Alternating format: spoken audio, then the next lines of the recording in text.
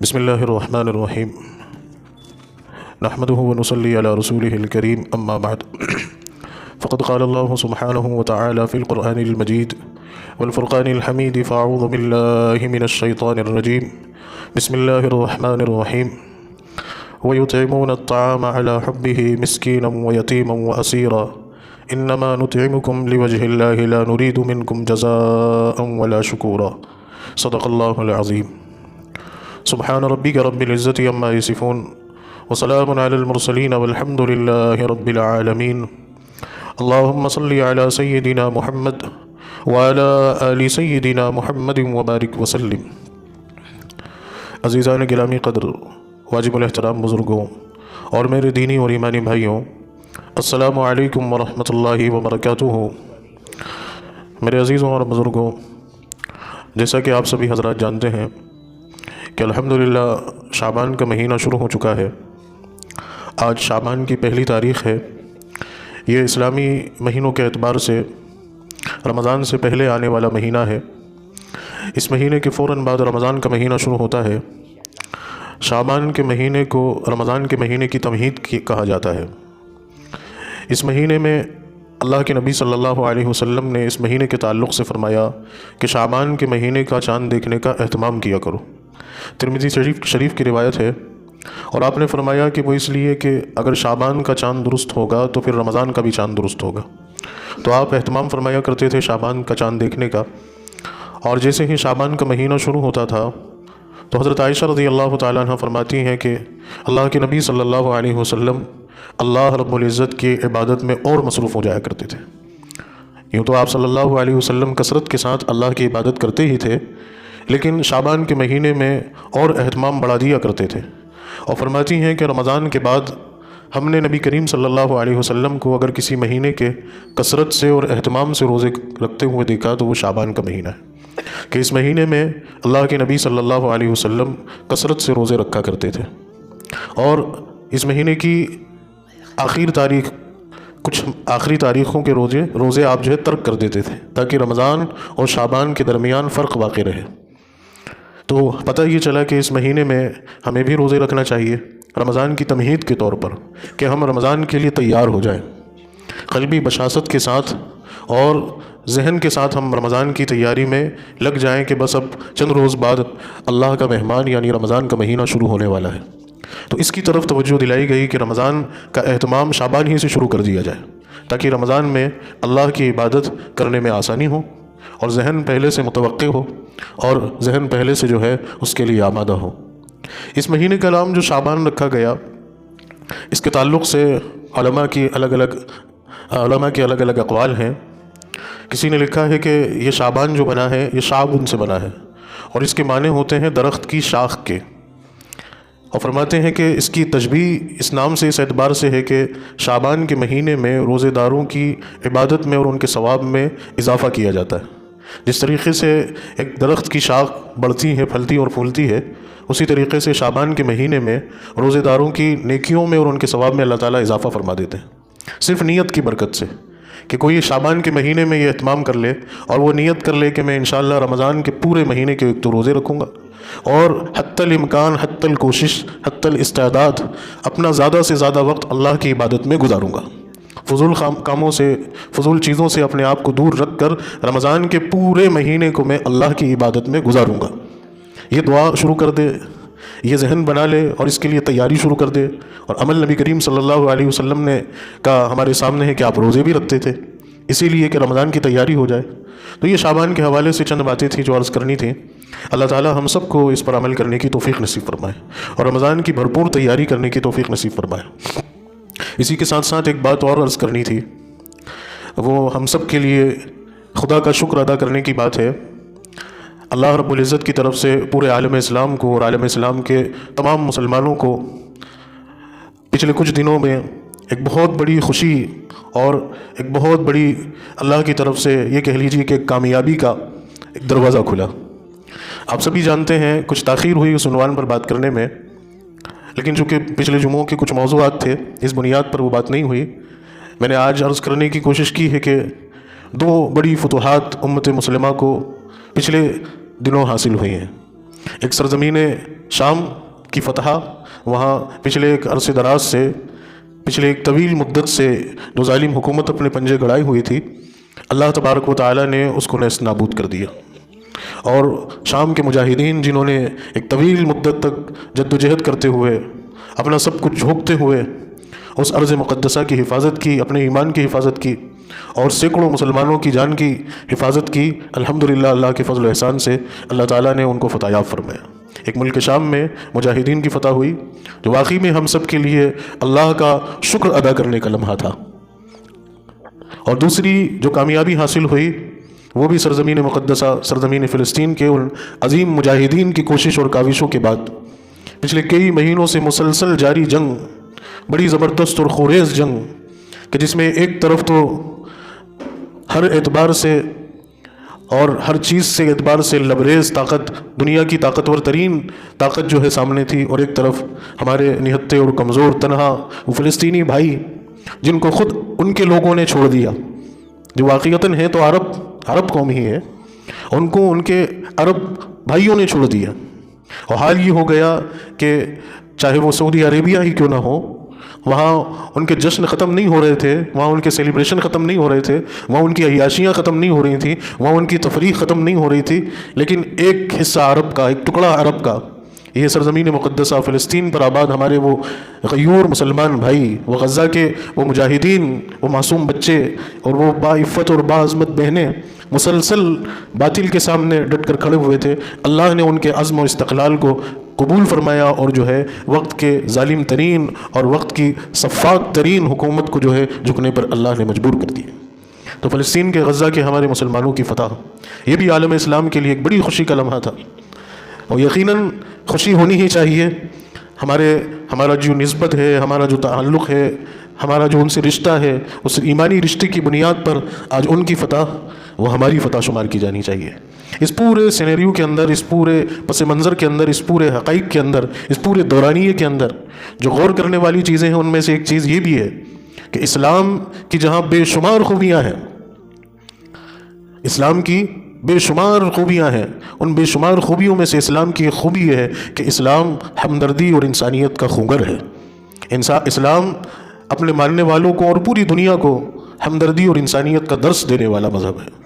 اسلام کی تعلیمات میں بنیادی طور پر انسانیت کے ساتھ ہمدردی سکھائی گئی ہے، چاہے وہ اپنا ہو چاہے وہ پرایا ہو، یہ سبق پڑھایا گیا ہے، اور اس سبق کو پہلے ہی دن سے اسلام کے ماننے والے جیالوں نے اپنے سینوں میں ایسا محفوظ کیا کہ وقتاً فوقتاً، دورانیہ تا دورانیہ، چاہے زمانہ بدلتا گیا، وقت بدلتا گیا، علاقے بدلتے گئے، لیکن اسلام کے جیالے اپنے اس سبق کو جو نبی کریم صلی اللہ علیہ وسلم نے پڑھایا تھا اس کو دہراتے رہے، اور اسلام کی عظمت میں اور چاند لگاتے رہے، اسلام کی عظمت کو اور بلند کرتے رہے۔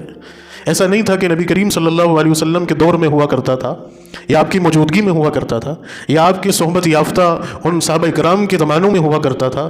اسلام کی تعلیمات کے سرے اور اسلام کی تعلیمات اور اسلام کا پڑھایا ہوا سبق ہر دور اور ہر زمانے میں بھی اسلام کے جیالے دہراتے رہے، اور وہ سبق آج پوری انسانیت نے دیکھا، اور پوری انسانیت آج حیران رہ گئی کہ واقعی میں یہ صرف اور صرف اسلام ہی ہے جو انسانیت کے ساتھ ایسی ہمدردی اور ایسی ہمدردی کا درس دیتا ہے، ایسی ہمدردی سکھاتا ہے۔ وہ کیا ہے کہ جن لوگوں نے ستم کیے، جن لوگوں نے ظلم کیا، اور انسانیت کے اوپر بدترین ظلم کیا کہ شاید جانوروں پر بھی ایسا ظلم کرتے ہوئے ایک انسان کی روح کانپ جائے، کوئی جانوروں کو بھی اتنا نہیں ستاتا، ایک جانور کو بھی اتنا بدترین، اس کو اتنی بدترین سزا نہیں دی جاتی کہ اس کے معصوم بچوں کو مار دیا جائے، یا اس کو جو ہے ختم کرنے کی ایسی پلاننگ کی جائے۔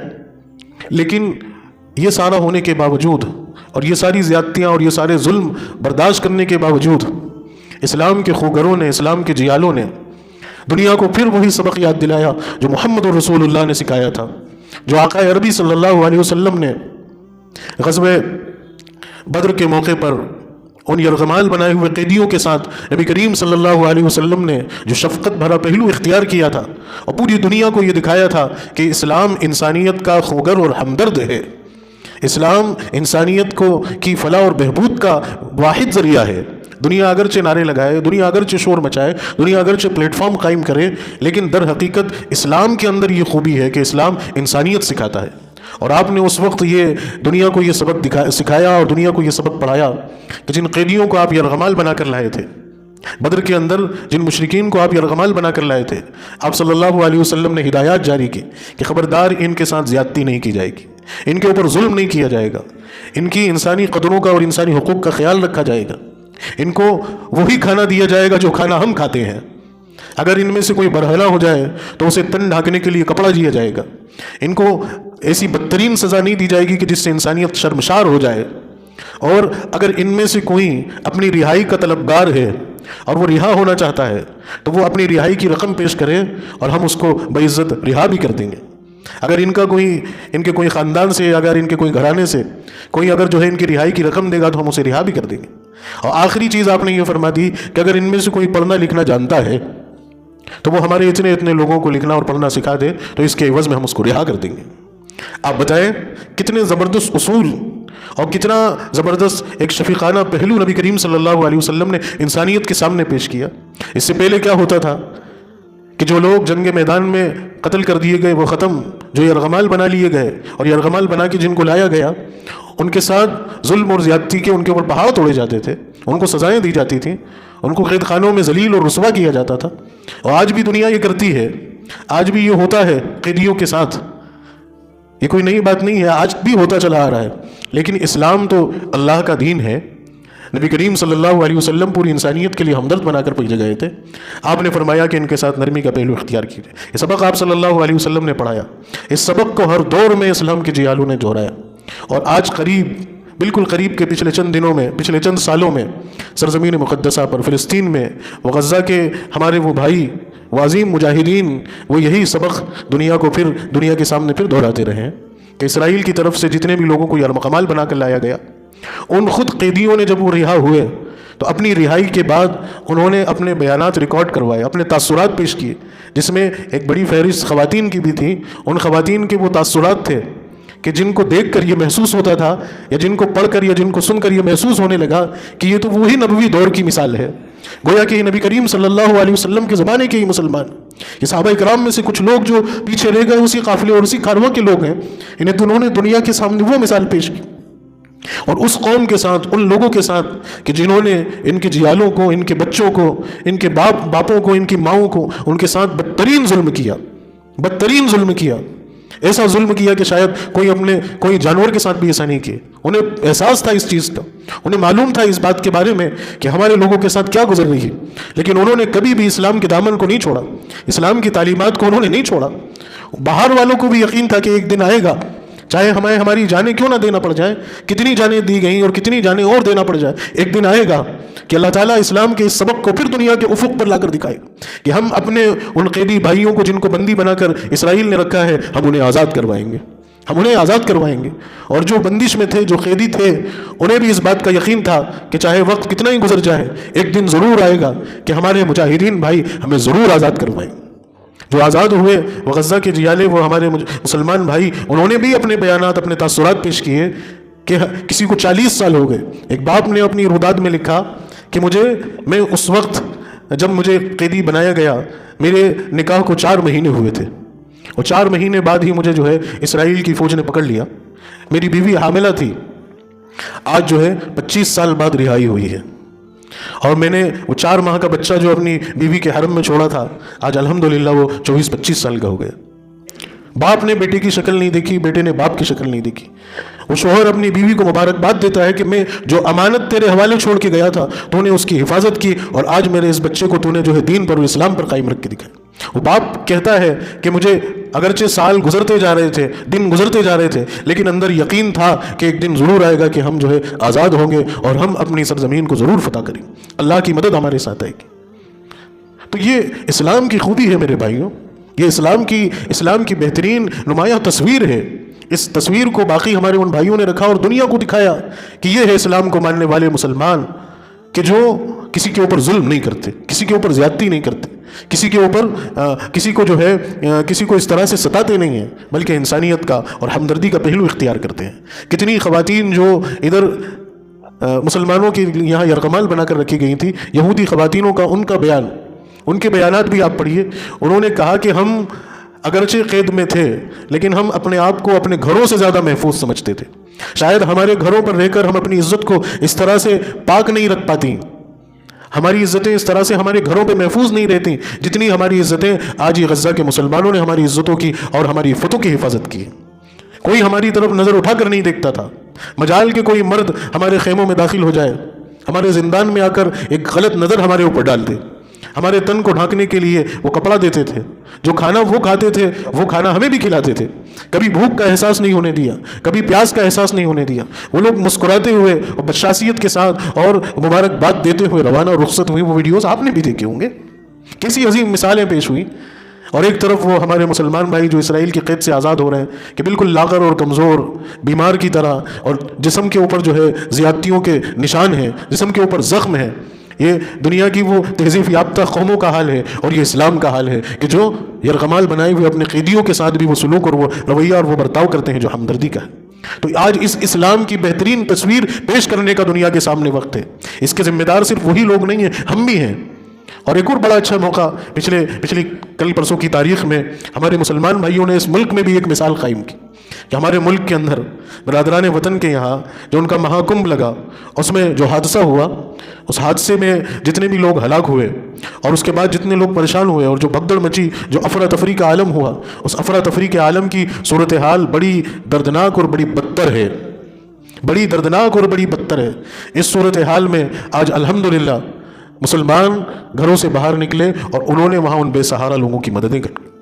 آپ نے بھی وہ خبریں دیکھی ہوں گی، آپ بھی وہ ویڈیوز کا ملاحظہ کر رہے ہیں کہ مسلمانوں نے اپنی دکانیں اور اپنے گودام کھول دیے، اپنے گھروں کے چبوتروں پر ان کو آرام کرنے دیا، ان کو پانی دیا، ان کو کھانے کے لیے فری میں کھانا دے رہے ہیں. وہی لوگ کہہ رہے ہیں کہ یہاں ہمارے لوگ جو اسٹال لگا کر بیٹھے تھے وہ جو ہے ہم سے ایک چھوٹے سا بسکٹ کے پیکٹ کے جو ہے وہ 200-400 روپے وصول رہے ہیں، اور یہ مسلمان ہمیں فری میں کھانا دے رہے ہیں. اور یہ وہی مسلمان ہے جس کے پیچھے پوری ہمارے ملک کی میڈیا پچھلے 2 مہینے سے لگی ہوئی ہے کہ مسلمان کی انٹری کو بند کیا جائے، مسلمان کو اندر نہیں آنے دیجیے. مسلمان کا یہاں کیا کام ہے؟ دیکھو اللہ نے کیا کر کے دکھایا کہ مسلمان کے بغیر تمہارا اس ملک میں گزارا نہیں ہے. مسلمان کے بغیر تم اس ملک میں امن و امان سے نہیں رہ سکتے، مسلمان کے بغیر سلامتی کے ساتھ نہیں رہ سکتے. تم مسلمان کے خلاف کتنی بھی نفرتیں لوگوں کے دلوں میں ڈال دو اور مسلمانوں کو تم کتنا ہی جو ہے پیچھے دھکیل دو، یا مسلمانوں کی کتنی آبرو ریزی تم کر دو، یا مسلمانوں کو کتنا ہی نقصان پہنچانے کے تم دہانے پر آ جاؤ، لیکن وقت کا پہیہ گھوم کر پھر وہیں لا کر کھڑا کر دے گا کہ وہ وقت ضرور آئے گا کہ مسلمان ہی تمہارا ہاتھ تھامے، مسلمان ہی تمہاری مدد کے لیے آئے گا. وہ تاریخ اور وہ تاریخی لمحات اور وہ تاریخی ایام بھی ہمارے سامنے ہیں، وہ کووڈ کے کورونا کے زمانے کے، کہ جب لوگ ڈرے سہمے تھے، لوگ گھروں سے نکلنے کو تیار نہیں تھے، سب آئسولیٹ ہو چکے تھے. اس وقت مسلمانوں نے اس ملک میں انسانیت اور ہمدردی کا جو پہلو اختیار کیا اور انسانیت اور ہمدردی کے طور پر جو لوگوں کی مدد کی وہ بھی ہے ہمارے سامنے. یہ بات اس بات کو ثابت کرتی ہے کہ اللہ کا دین ہی انسانوں کے لیے نجات کا ذریعہ ہے، اللہ کا دین ہی مصیبت کے وقت کام آنے کا ذریعہ اور راستہ ہے. بس اب شرط یہاں اس بات کی ہے، شرط اس بات کی ہے کہ ہم اللہ کے اس دین کو اپنے اندر کتنا بچا کے رکھتے ہیں، یا ہم اس دین پر کتنے قائم رہ پاتے ہیں، اس دین کو ہم اپنی زندگی میں کتنا زندہ رکھ پاتے ہیں. آج لوگ کیا کہہ رہے ہیں، آج لوگ کیا بکواس کر رہے ہیں، آج میڈیا کیا دکھا رہا ہے، آج اخبار کون سی نیوز کو چھاپ رہا ہے، ان تمام چیزوں پر نظریں دوڑا کر یا ان تمام چیزوں کو دیکھ کر ہمیں مایوس نہیں ہونا چاہیے. یہ ساری چیزیں ہمیں مایوس نہیں کر دیں. ان چیزوں کا تو کام ہے کہ جو ہے غلط چیزیں پھیلانے کا. ان تمام چیزوں کے سہارے ہم مایوس ہو کر گھروں میں نہیں بیٹھ جائیں، بلکہ ہم اس بات کی تیاری کریں. میں اپنی زبان سے یہ بات نہیں کہہ رہا، میری کوئی حیثیت نہیں ہے کہ میں یہ بات اپنی زبان سے کہوں.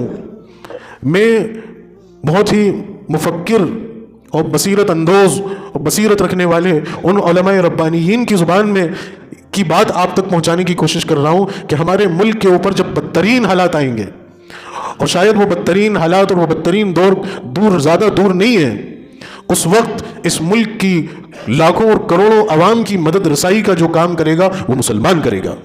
یہ مسجد میں بیٹھے ہوئے آپ اور ہم لوگ کریں گے. یہ اللہ کام اپنے دین پر چلنے والے لوگوں سے لے گا. لیکن اب شرط یہاں پر یہ ہے کہ کون اپنے آپ کو دین پر قائم رکھتا ہے. اس سے پہلے ایک وقت ضرور آئے گا کہ جو چھٹنی کا دور، اور وہ چھٹنی کا دور چل رہا ہے. یہاں ہمارے ایمان کا امتحان ہے، یہ ہمارے بھی ایمان کے امتحان کا دور ہے. اس دور میں ہمیں اپنے ایمان کو بچا کر رکھنا ہے. اس دور میں ہمیں اسلام پر مضبوطی سے قائم رہنا ہے. اگر ہم خود قائم نہیں رہ پائیں گے ہم کیا دوسروں کی مدد کریں گے؟ اور آپ دیکھ رہے ہیں کہ حالات کیسے تیزی سے بدل رہے ہیں، کہ لوگ کتنی تیزی سے مرتد ہو رہے ہیں. دین کو اور اسلام کو چھوڑ رہے ہیں، یا دین لوگوں کی زندگیوں سے نکل رہا ہے. اور دین کا زندگیوں سے نکلنے کا مطلب آپ ہرگز یہ مت سمجھ لینا کہ کوئی کسی مندر کے سامنے ہاتھ جوڑ کے کھڑا ہو جائے گا تو وہ دین سے باہر ہو گیا. کسی نے کوئی اپنا معبود بنا کے پوجنا شروع کر دیا تو وہ دین سے باہر ہو گیا. ہرگز یہ ضرور یہ وہ علامات ہیں کہ جو کفر کی اعلانیہ علامات ہیں کہ جو ثابت کرے گی کہ ہاں یہ اسلام سے پھر گیا. لیکن وہ وقت بھی آئے گا کہ لوگ نمازوں کے پابند ہوں گے. میرے ان الفاظ پر غور کرنا، لوگ نمازوں کے پابند ہوں گے. حج اور عمروں کی قطاریں ان کے نامہ اعمال میں درج کی جائیں گی کہ ہر سال عمرے کو جاتے ہیں، اتنے انہوں نے حج کر رکھے ہیں، اور یہ تہجد گزار ہیں. ماشاءاللہ سے ان کے چہرے پہ داڑھی بھی بڑی ہے، اور ماشاءاللہ سے ان کے سر سے ٹوپی بھی نہیں اوپر اترتی، اور ماشاءاللہ ان کا لباس بھی بڑا شرعی لباس ہے. لیکن ٹٹولا جائے گا، کھنگالا جائے گا، دیکھا جائے گا تو ایمان کا ذرہ بھی ان کے دلوں میں نہیں باقی رہے گا. اللہ ہم سب کی حفاظت فرمائے. یہ وہی دور ہے میرے بھائیوں کہ ظاہری اعتبار سے ہم مسلمان ضرور دکھ رہے ہیں. قرآن نے اس کی نشاندہی کر دی. اللہ کے رسول صلی اللہ علیہ وسلم کے پاس چند دیہاتی اور بدو اور عربی لوگ آئے اور انہوں نے کہا کہ ہم ایمان لے آئے. اللہ کے رسول نے فرمایا قالت الاعراب آمنا قل لم تؤمنوا ولكن قولوا اسلمنا. تو ان عربیوں نے اللہ کے رسول سے کہا کہ ہم ایمان لے آئے. اللہ کے رسول نے کہا کہ ابھی اسلام کی ظاہری شبیہ تمہارے اوپر نظر آ رہی ہے، ایمان ابھی تمہارے دلوں میں داخل نہیں ہوا. تمہارے دل ابھی ایمان سے کورے اور خالی ہیں. کسے کہتے ہیں ایمان؟ کسے کہتے ہیں ایمان؟ اللہ کے رسول نے وہ بھی بتا دیا. لا یؤمن احدکم، تم میں سے کوئی شخص اس وقت تک مومن نہیں ہو سکتا جب تک اس کی زبان سے اور اس کے ہاتھ سے اب اس کا مسلمان بھائی محفوظ اور سلامت نہیں ہو. آپ دیکھیں، اپنا حال دیکھیں نا، اپنا جائزہ لیں کہ واقعی میں ہم اللہ کے رسول صلی اللہ علیہ وسلم کی اس حدیث پر کھرے اتر رہے ہیں؟ کیا ہمارے ہاتھ سے، ہماری زبان سے، ہمارے شر سے، ہماری شرارتوں سے، ہماری فتنہ انگیزیوں سے ہمارے مسلمان بھائی محفوظ ہیں؟ کوئی ایک دن بھی ہمارا ایسا گزرتا ہے کہ جس میں ہم نے کسی کی غیبت نہیں کی ہو؟ کوئی ایک دن بھی ایسا گزرتا ہے کہ جس میں ہم نے کسی کو ستایا نہیں ہو؟ کوئی ایک دن بھی ہمارا ایسا گزر رہا ہے کہ جس میں ہم نے کسی کا دل نہیں دکھایا ہو؟ نماز روزوں کی پابندیوں کے تو انبار ہیں، لیکن دلوں کے اندر فتور ہے، دلوں کے اندر بغض اور عداوت اور دلوں کے اندر نفرتیں ہیں. یہ میرے بھائی یہ ایمان نہیں ہے. یہ وہی دور ہے کہ ایمان دلوں میں باقی نہیں ہے، ظاہری اسلام کی شبیہ ضرور ہے. یاد رکھ لینا، ایسے لوگوں سے بھی اللہ کام نہیں لے گا. بہت بڑی تبدیلی کا دور ہے، بہت بڑی تبدیلی کا دور ہے. اپنے آپ کو حقیقی معنی میں مسلمان بنانا پڑے گا، اپنے آپ کو حقیقی معنی میں اسلام پر قائم رکھنا پڑے گا کہ ہمارے فتنوں سے، ہمارے شر سے، ہماری زبانوں سے، ہمارے ہاتھ سے کسی کو تکلیف نہیں پہنچے، کسی کو شرارت، کسی کو نقصان نہیں پہنچے. ہمارے اندر ہمدردی آ جائے، ہمارے اندر احسان آ جائے، ہمارے اندر لوگوں کے لیے جو ہے نرمی کا پہلو آ جائے. لیکن آج صورتحال کیا بنی ہوئی ہے؟ بالکل اس کی مخالف بنی ہوئی ہے، بالکل اس کے خلاف بنی ہوئی ہے. تو یہ غور کرنے کا وقت ہے، یہ ہوش کے ناخن لینے کا وقت ہے، یہ سمجھنے کا وقت ہے، ان قدورتوں کو، ان بیماریوں کو، ان چیزوں کو اپنے دلوں سے نکال پھینکنے کا وقت ہے، اور ایک پکا اور ایک سچا مسلمان بننے کا وقت ہے. یہ مسلمان تو وہ ہوتا ہے کہ جس کو دیکھ کر اللہ یاد آ جائے، جس کو دیکھ کر اللہ یاد آ جائے، جس کے پاس بیٹھنے سے دل کو سکون ملے، جس کے پاس بیٹھنے سے دل کو سکون ملے، جو اچھی بات کہے، جو اچھا کام سکھائے، جو اچھی باتیں بتلائیں، جو امر بالمعروف اور نہی عن المنکر کا سبق پڑھائے، وہ مسلمان ہوتا ہے. اور آج مسلمانوں کا حال یہ ہے، لیجیے ہم بھی گٹکا کھا رہے ہیں آپ بھی کھائیے، لیجیے ہم بھی سگریٹ پی رہے ہیں آپ بھی سگریٹ پیجیے، لیجیے ہم نے بھی اپنی محفل میں جھوٹ بولنا شروع کیا، اب آپ بھی اس سے اچھا بول کے دکھائیے، لیجیے ہم بھی جو ہے بیوقوف بنا رہے ہیں آپ بھی بنانا ہم سے سیکھیے. آج صورتحال کیا ہے؟ گھروں کا حال ہمارے دیکھیں، ہمارے گھروں کا حال کیا ہے، ہمارے بچوں کا حال کیا ہے، ہماری آمدنیوں کا حال کیا ہے، ہماری شادیوں کا حال کیا ہے. ان تمام چیزوں سے ہمارے ایمان کا جائزہ نکلتا ہے، ان تمام چیزوں سے ہمارے ایمان کی کیفیت نکل کر سامنے آتی ہے کہ ہم کتنے نازک دور میں، کتنے نازک دور کے اندر کتنی لاپرواہانہ زندگی گزار رہے ہیں. ہمیں کسی چیز کی کوئی فکر نہیں ہے، کسی چیز کی کوئی فکر نہیں ہے. قومی سطح پر سوچنے کے لیے ہمارا ذہن ہی متوجہ نہیں ہے، ہم کسی کام کو لے کر فکر مند ہی نہیں ہے. ہمیں تو صرف پیسہ آنا چاہیے، چاہے وہ کسی بھی طریقے سے آئے، چاہے وہ حرام سے آئے یا حلال سے آئے، کوئی مطلب نہیں، بس مال آنا چاہیے. ہمیں تو مال آ گیا تو اب گٹر مستی کرنا ہے. سب سے پہلی پرائورٹی کیا؟ مجھے اتنا عالیشان گھر بنانا ہے کہ پورے محلے میں کسی کا نہیں ہو، اتنا عالیشان میرا گھر ہو کہ پورے محلے میں کسی کا نہیں ہو. اب اس کے بعد گھر بن گیا، اب گاڑی مجھے اتنی عالیشان لینا ہے کہ ایسی گاڑی پورے محلے میں نہیں ہو، یا کم از کم میرے رشتہ داروں میں تو کسی کی یہاں نہیں ہو. اب یہ بھی ہو گیا. اب شادی میں اتنی آگ مود دینی ہے کہ یہ کوشش کرنا ہے کہ کسی نے نہیں کی ہو ایسی شادی. پتہ چلا کسی نے 2000 لوگوں کو کھانا کھلایا تو میں جو ہے اب پیچھے نہیں ہٹوں گا، میں 4000 لوگوں کو کھلاؤں. اور اگر کسی نے کسی کی یہاں کی 4000 کی خبر سنی ہے تو میں جو 8000 لوگوں کو کھلانے کی حیثیت رکھتا ہوں۔ کتنا بڑا سرمایہ اس فضول کام میں ہم نے جھونک دیا۔ شادی کو آپ اندازہ کر رہے ہیں کتنا مشکل آپ نے بنا دی، کتنا مشکل ہم نے شادی کو بنا دیا۔ اس آسان کام کو جس کو ہمارے نبی کریم صلی اللہ علیہ وسلم نے آسان کر کے دکھایا اور تاکید فرمائی کہ لوگوں یاد رکھنا، خیر والی شادی، برکت والی شادی، اللہ کو راضی کرنے والی شادی وہ ہے جس میں کم سے کم خرچ ہو، اور ہم کیا زیادہ سے زیادہ خرچ کریں گے۔ اس کے اثرات اور اس کے نتائج کیا نکلتے ہیں کہ چند مہینوں بعد ہی طلاق۔ اللہ حفاظت فرمائے، اللہ حفاظت فرمائے۔ یا کم از کم طلاق نہیں تو میاں بیوی کے درمیان خوشحالی ہے ہی نہیں، خوشحالی ہے ہی نہیں، کیونکہ برکت کہاں سے آئے گی؟ برکت کا دروازہ تو آپ نے بند کر دیا، نبی کی دعا لینے کا راستہ تو آپ نے بند کر دیا۔ آپ کے یہاں برکت کہاں سے آئے گی؟ یا وہ نیک اولاد کہاں سے آئے گی جو اس شادی کے ثمرے میں آنی ہے؟ وہ دیندار اولاد کہاں سے پیدا ہوگی؟ وہ ہو ہی نہیں سکتی۔ وہ پھر وہی نالائق اور بدتمیز اور شرارتی اور بے دین اور بے ڈھنگی نسلیں پیدا ہو رہی ہیں۔ وجہ اصل کو بگاڑ دیا تو اس اصل سے آنے والی چیز اصل ساری ختم ہو گئی۔ آپ کو اندازہ ہے اس بات کا؟ آپ کو کبھی آپ نے اس تعلق سے سوچا کہ میں جو شادی کر رہا ہوں اس شادی کو کرنے کا میرے نبی نے کیا طریقہ بتایا، کتنا آسان اس کو کر دیا ہے؟ اچھا، اس کام کو ہم نے مشکل کر دیا اور مشکل کر کے ہم نے معاشرے کے اندر اور سماج کے اندر کتنا بڑا بگاڑ کھڑا کر دیا۔ آپ کو اگر ذرا سا بھی احساس ہو اس بات کا کہ آج بچیاں، ہماری مسلم بچیاں جو برباد ہو رہی ہیں، ان کی بربادی کے جہاں اور بھی ذریعے ہوں گے اور بھی وجہیں ہوں گی، ایک وجہ اس میں شادیوں کا مہنگا ہو جانا بھی ہے، کیونکہ وقت پر ان کی شادی نہیں ہوتی۔ وہ ادھر جوان ہو رہی ہیں، ان کے تقاضے ابھر کر سامنے آ رہے ہیں، ماں باپ کے پاس شادی کرنے کے لیے وہ رقم نہیں ہے۔ وہ بھوکے اور وہ ننگے لوگ کہ جن کو کھانا کھانا ہے جا کے، ہے نا، جن کو اچھی دعوت چاہیے، ان بھوکے اور ان ننگے لوگوں کو کھانا کھلانے کے لیے ابھی اس باپ کے پاس پیسے نہیں ہیں۔ وہ اپنی جوان بیٹی کو اپنے گھر میں بٹھا کے رکھتا ہے۔ اب کہ حالات ایسے چل رہے ہیں، یہ محققین کا قول ہے کہ ہم اس دور میں ہیں کہ جہاں پہلے کسی زمانے میں کہ ایک لڑکی بالغ وہ 14-15 سال میں ہوتی تھی، اور 18 سال کی عمر تک ایک لڑکی کو اس پچھلے زمانے میں اپنی جسمانی خواہشات کی اتنی طلب نہیں لگتی تھی۔ آج 10-12 سال کی بچی کو وہ طلب لگنے لگ گئی۔ اس کی وجہ محققین نے لکھی کہ جو غذائیں ہم کھا رہے ہیں وہ ساری غذائیں ہائیبریڈ غذائیں کھا رہے ہیں۔ ان غذاؤں کو، ان خوراک کو جن دوائیوں کے سہارے سے بڑھایا جا رہا ہے تو اس کا سائیڈ ایفیکٹ تو جسم پر بھی پڑے گا۔ تو جس طرح سے وہ چیزیں بڑھتی ہیں تو وہ جسم کے اندر بھی اس کا سائیڈ ایفیکٹ ہوتا ہے۔ تو آج 10-12 سال کی بچیوں کے اندر سیکسول ڈیزائر بھڑک رہے ہیں، ان کی خواہشات بھڑک رہی ہیں، اور وہ اپنی ان خواہشات کو کہاں پورا کرے گی؟ اب آپ مجھے بتاؤ کہ معاشرے میں یہ رواج ہے جلدی شادی کرنے کا؟ نہیں ہے۔ اب 25 سال اور بعض جگہ تو 28-27 سال بھی ہو جاتے ہیں۔ کیا کرے گی وہ بچی؟ اس بچی کے وہ 12-15-14 سال وہ کہاں گئے؟ کہاں وہ اپنی ضرورت، کہاں وہ سر پھوڑ رہی ہے؟ حالات اتنے گندے ہیں، اتنے نازک حالات ہیں، اور موبائل فون نے اور اتنا ماحول کو ننگا کر دیا، اتنا برباد کر دیا کہ وہ بچیاں کیسے اپنے آپ کو بچائیں گے؟ آج بچیاں قصوروار نہیں ہیں، ان بچیوں کی غلطی نہیں ہے، غلطی ماں باپ کی ہے۔ میں کل ہی حضرت کے ساتھ بیٹھا تھا اور 2 گھنٹے تک اسی عنوان پر گفتگو چلی۔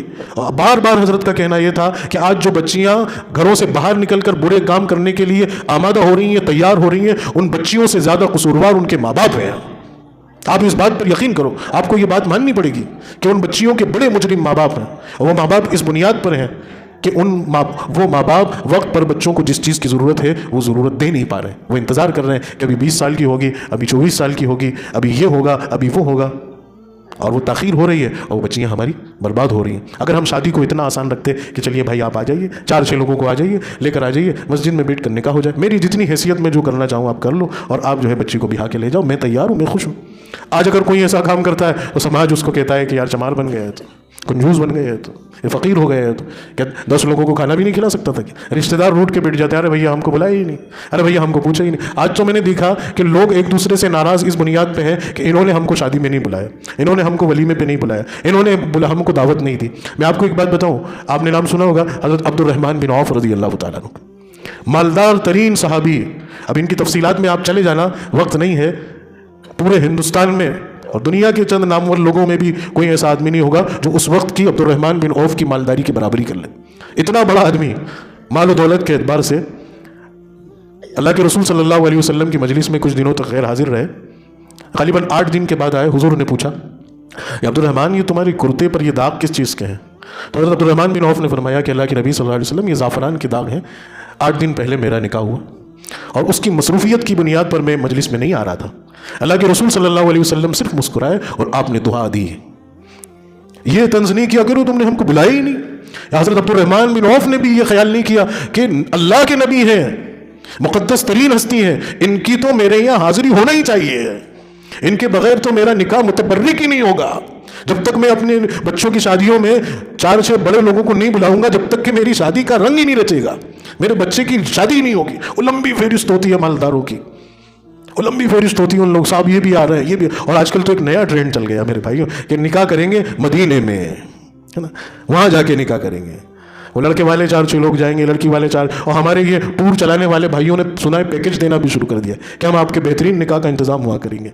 اس بدعت کو بھی رواج مت دو، کرنا ہے خاموشی کے ساتھ جا کے کر لو، لیکن معاشرے میں ٹرینڈ مت ڈالو کہ وہ غریب بچی جس کا باپ یہ افورڈ نہیں کر سکتا، اس کی بھی خواہش ہے، وہ بھی سوچتی ہوگی کہ کاش میرے باپ کے پاس اتنا پیسہ ہوتا جو میرا نکاح بھی مدینے میں کرواتا. اس بچی کے حسرت پر اور اس کے دل پر کیا گزرتی ہوگی، اس کا بھی تو خیال رکھو. اسی لیے اسلام نے آسان طریقہ، اللہ کے گھر میں آ جاؤ، 4 جوڑوں میں بہا کے لے جاؤ، تاکہ امیر بھی ایک فہرست میں، غریب بھی ایک فہرست میں. یہ ایسا مسلمان جب ہم بنیں گے تو اللہ ہم سے کام لے گا. اور اگر ہم یہ چیزیں سدھاریں گے نہیں تو اللہ ہم سب کی حفاظت فرمائے، اللہ ہم سب کی حفاظت فرمائے. اللہ تعالیٰ کے حنیف سنت نے زیادہ عمل کی توفیق نصیب فرمائے. واخر دعوانا ان الحمد